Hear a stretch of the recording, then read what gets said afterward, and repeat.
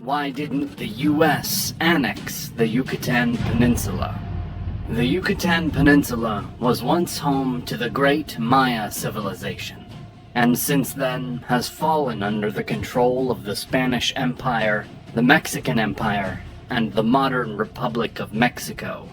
But for a few strange weeks, a series of strange and bloody circumstances made it so that this ancient land nearly became a new addition to the United States of America. This strange story is befitting of a strange region. The Yucatan had long been a hard and deadly frontier for the European colonists. The difficult terrain with few navigable rivers and an abundance of disease was tough for the Europeans to live in, while the scattered native Maya fiercely defended their independence well into the 17th century. When Spain finally did establish some control, that control was weak, with local elites known as hidalgos retaining significant power far from central government oversight. The Yucatan briefly saw independence as a republic in 1823, after Mexico's successful war for independence from Spain, but within months, it chose to join Mexico. Mexico sent a governor to Yucatan, but functionally, the local hidalgos and other elites continued to enjoy a lot of freedom. This was not a privilege extended to the native Maya, who faced heavy discrimination and oppression in law, politics, work, and social life. Their lives were little better than slavery on European or mestizo plantations, as their language, culture, and people were marginalized and erased.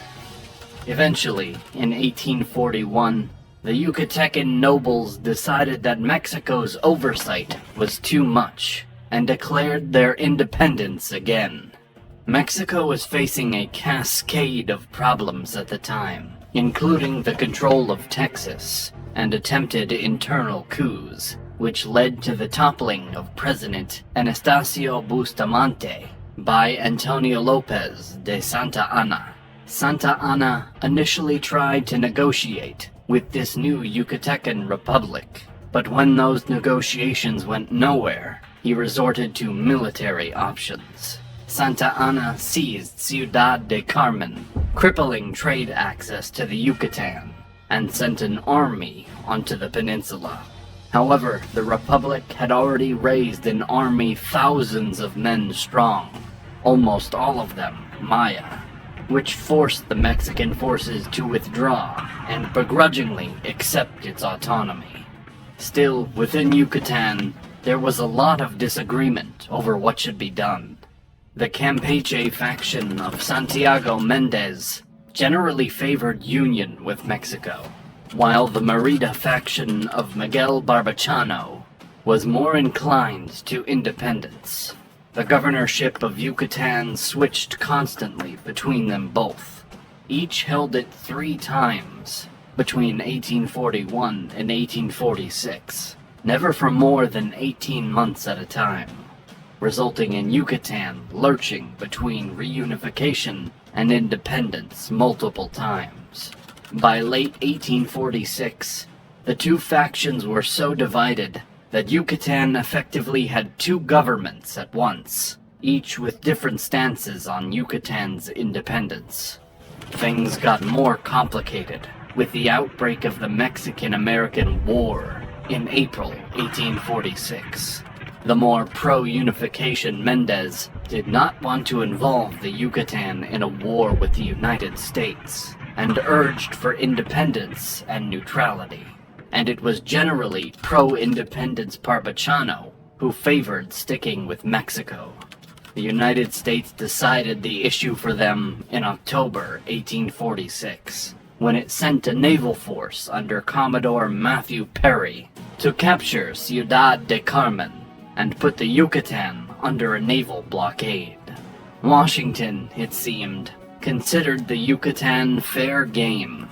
The Yucatan Republic sent an envoy to Washington in January 1847, to plead for recognition of the Republic's neutrality, which was eventually accepted, although Ciudad de Carmen was not relinquished. For a moment, things looked like they might be fine, but they got a whole lot worse in July 1847, when the Yucatecan Maya, led by Manuel Antonio I. Cecili Chi and Jacinto Pat, sensing the weakness of the government, began planning a revolt.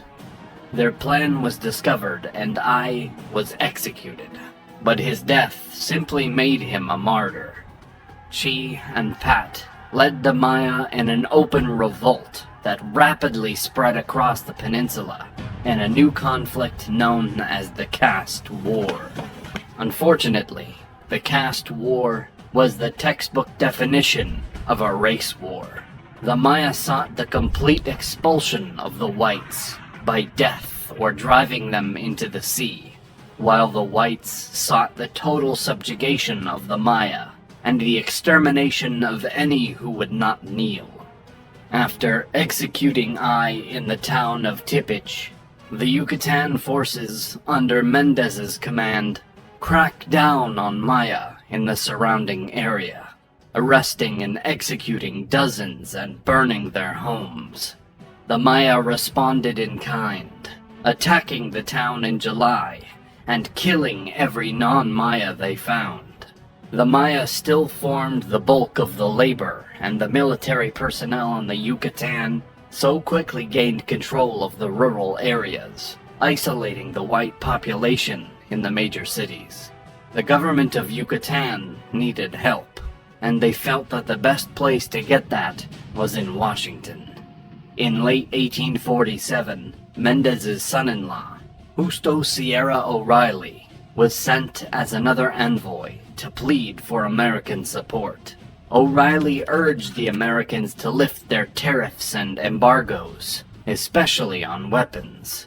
A shrewd diplomat, he also suggested that the British and the Spanish were secretly supporting the Maya, playing on American fears of European expansion in their own backyard. For years now, America had operated under the Monroe Doctrine, which compelled them to oppose any further expansion of European imperial power in the Americas. Raising the specter of European intervention was a clever move to force the Americans to pay attention. O'Reilly's pleas earned some sympathy, and he managed to get the tariffs and embargoes reduced. But the situation back in Yucatan was getting rapidly worse. By early 1848, the Maya had the Yucatan government on the ropes. Thousands had died between both sides, and there was a real possibility of the Maya expelling or exterminating the whites from the peninsula. Desperate, in March 1848, the Yucatecan government sent identical letters to the Americans, the British, and the Spanish. Whoever sent the Yucatan aid would be granted domination and sovereignty over the whole peninsula. Better to live as subjects to America, Spain, or Britain than to be wiped out by the Maya. Back in Washington, O'Reilly had been writing to the newspapers to publicize the plight of the Yucatan and arranging meetings with key senators and officials.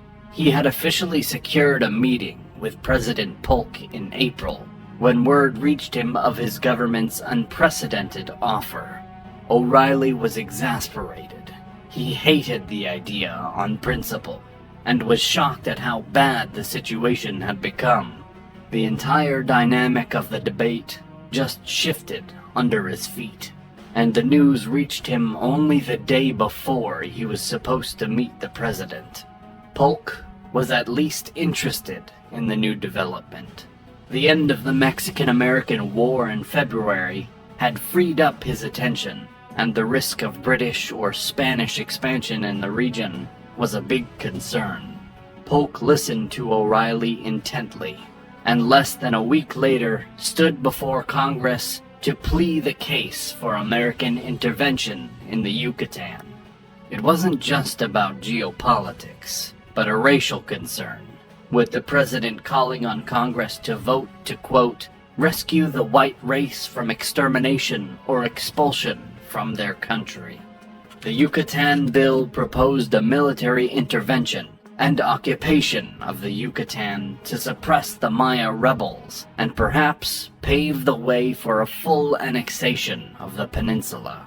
But whatever relief O'Reilly felt when his country's issues started being taken seriously quickly evaporated. The bill immediately became a battleground for the two dominant political parties. The Democrats favored intervention, while the Whigs opposed it. The Whigs argued that America had no reason to involve itself in a faraway war in the first place, and feared they would only provoke another war with Mexico. The Democrats argued it was America's duty under the Monroe Doctrine to set up before the Europeans did, and saw parallels between Yucatan and America's own conflicts with native populations. More than anything, the Yucatan was a partisan fight. The actual issues in Yucatan were secondary. Eyes were already turning toward the 1848 presidential election, and the controversial Yucatan Bill had become one of the first battlegrounds, with people on all sides bunkering down with their respective party and using the debate to smear opponents. Before long, O'Reilly's hope had turned to despair.